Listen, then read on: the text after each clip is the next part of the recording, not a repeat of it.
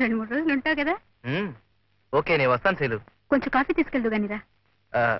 శైలు, ఇప్పుడు వద్దులేదు, మళ్ళీ వస్తాను. Come on, don't be silly. మరేం భయం లేదురా. అవును మాధవి, వాళ్ళ దగ్గర మంచి ఆర్కెస్ట్రా ఉందట. నేను వెళ్ళి అన్ని మాట్లాడి రేపే రిహార్సల్ మొదలు పెడతాను.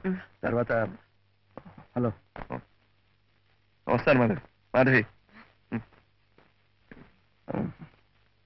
ఈ ప్రోగ్రాం అయ్యేదాకైనా శైలం శ్రద్ధగా నేర్చుకుని కిషోర్, ప్లీజ్.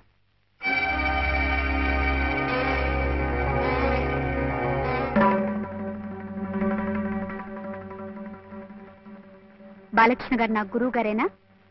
ఇంకేమన్నా అవుతారా? గురు బ్రహ్మ, గురు విష్ణు, గురుదేవో మహేశ్వర నువ్వు నేర్చుకున్నావుగా, నేను చెప్పాలా?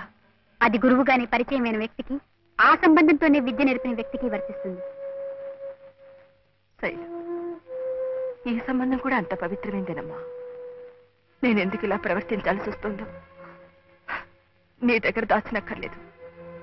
వాళ్ళకి ఎలాంటి సంజాయిషులు చెప్పక్కర్లేదు, నేను వినక్కర్లేదు. ఆనాడు నా గురించి రాసిన బాలకృష్ణ గారు ఒక తాగుబోతని, రేపో మాపో చస్తాడని చెప్పగానే నువ్వెందుకంత ఆరాట పడిపోయావో అప్పుడు అర్థం కాలేదు. డాక్టర్ తాతయ్యని చూసొస్తానని రాత్రికి రాత్రే ప్రయాణం కడితే ఎక్కడికో తెలుసుకోలేదు. నన్నింత దూరం లాక్కొచ్చి ఆయన్ని మన ఇంట్లోనే ఉంచి నా గురువుగా ఎందుకంట కట్టావో బోధపడలేదు. కానీ ఇంత చూసిన తర్వాత ఇంకా అర్థం చేసుకోలేనమ్మా. శైలు, నేను చెప్పేది పూర్తిగా విని, మీ అమ్మ తప్పే చేసిందో. మా నాన్నగారి మీద నాకెంతో గౌరవం ఉంది, భక్తి ఉంది. ఇప్పుడు తప్పులు తెలుసుకుని నేను ఆయన మర్చిపోలేను. అందుకే చెప్తున్నాను, నువ్వు నాతో వస్తావో ఇక్కడే ఉంటావో ఆలోచించు. శైలు, నువ్వు ఇంకా చిన్నపిల్లవే అనుకున్నాను. చాలా ఎదిగిపోయావమ్మా.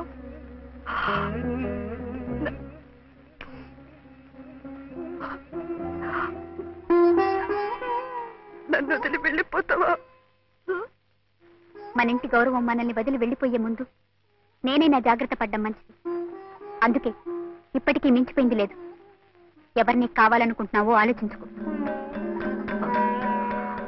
నాతో అవసరం తీరిపోయిందనే ధైర్యం నీకుంది కనుకనే నువ్వు ఇలా అనగలిగావు. రెక్కలు వచ్చాయన్న ధీమాతోనే వెళ్ళిపోవడానికి సిద్ధపడ్డావు. సరే, నువ్వు అలాంటి నిర్ణయానికి వచ్చిన తర్వాత నా నిర్ణయాన్ని కూడా విను. ఎవరికి నా సాయం అవసరమో అక్కడే నేను ఉంటాను. సరే, అయితే నేను వెళ్తున్నాను. రేపు మా నాన్నగారి ఆబ్దికం నువ్వేం పెట్టించక్కర్లేదు, నేనే పెట్టిస్తాను.